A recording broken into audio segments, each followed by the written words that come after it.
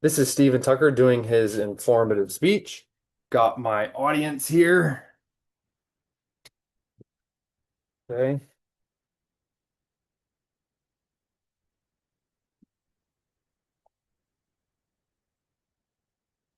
Quick question.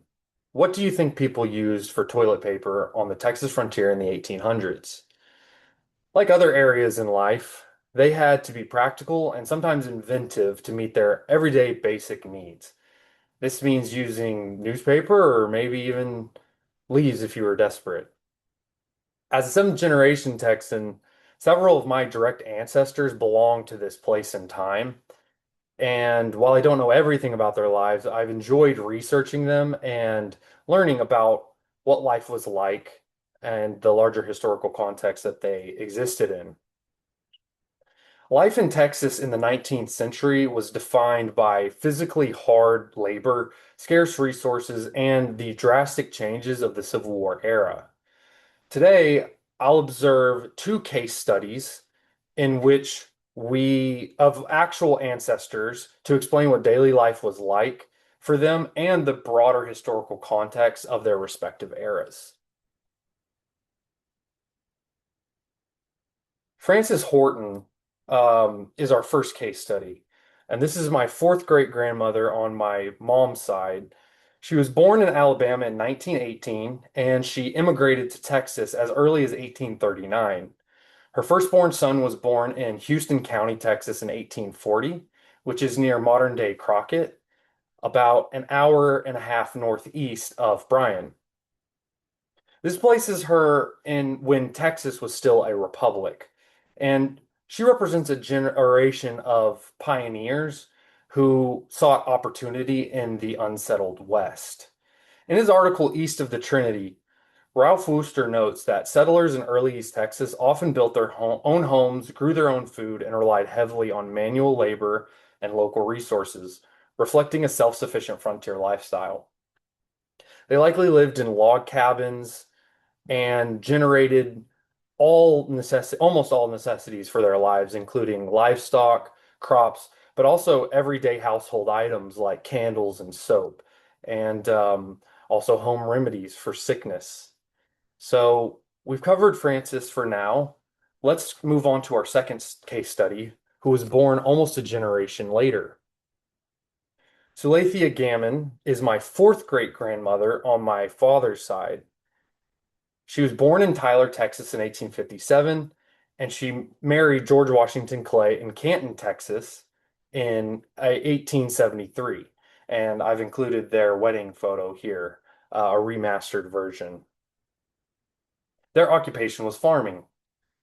In his article titled Texas Roots, A&M professor C. Allen Jones states, in 1850, only about 10% of Texans lived in towns. The rest lived off the land, farming a variety of crops and livestock. They represent a generation of Texans who grew up in the post-Civil War era. So we've gotten a brief glimpse of what daily life was like for both case studies. Now I want to zoom out and look at the broader historical context and what was going on during their respective eras.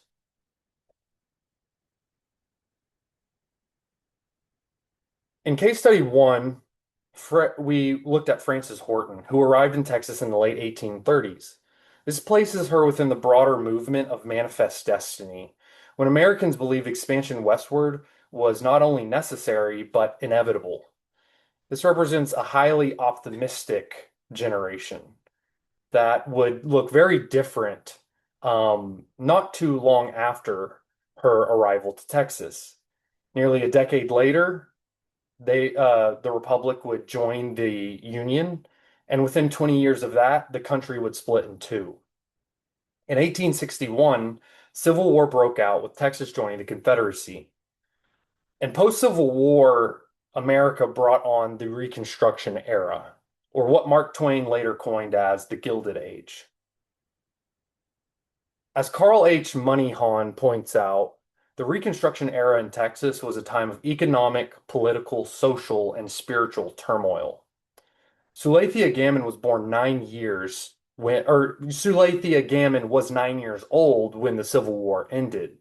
So she would have come up during a time of rampant cynicism, mob violence, and civil unrest. The rise of social Darwinism further reversed the highly optimistic notions of God's mandate on manifest destiny and turned reality into a random and deterministic process. Despite this upbringing, though, by the end of Salathia's life, optimism was returning to Texas life as it headed into the economic booms of the early 1900s. Indeed, Texas would go on to become a global powerhouse in petroleum engineering, agriculture, tech, and urban development. In this speech, we've examined what daily life on the Texas frontier looked like for real family members of mine, and we've also focused on the broader historical implications that surrounded them.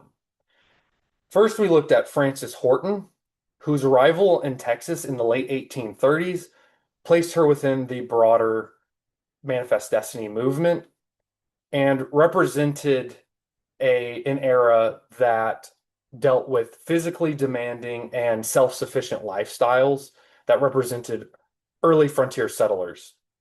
Then we examined Suleithia Gammon, who grew up in the shadow of the Civil War when farming remained central in daily life, even as Texas entered a period of social and economic upheaval.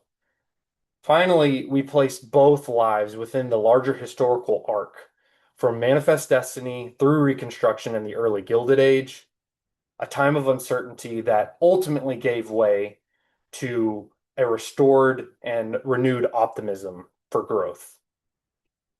By focusing on everyday details of frontier life, we're reminded that history is not only made in large historical events, but also by the daily lives of families adapting to difficult conditions. Thank you.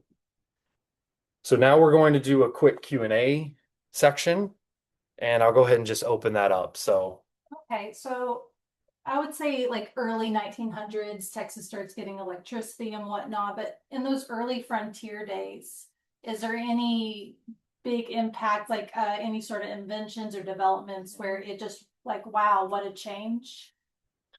yes, I would, if I had to pick something off the top of my head, I would probably say the revolver, Okay, for which was, precision or well, for frontier warfare, basically. So, um, this is actually when the Colt revolver was invented. It was originally meant for the American military, but for whatever reasons, they weren't very interested in a revolving pistol. And so it actually was the Texas Rangers who took interest and helped develop it.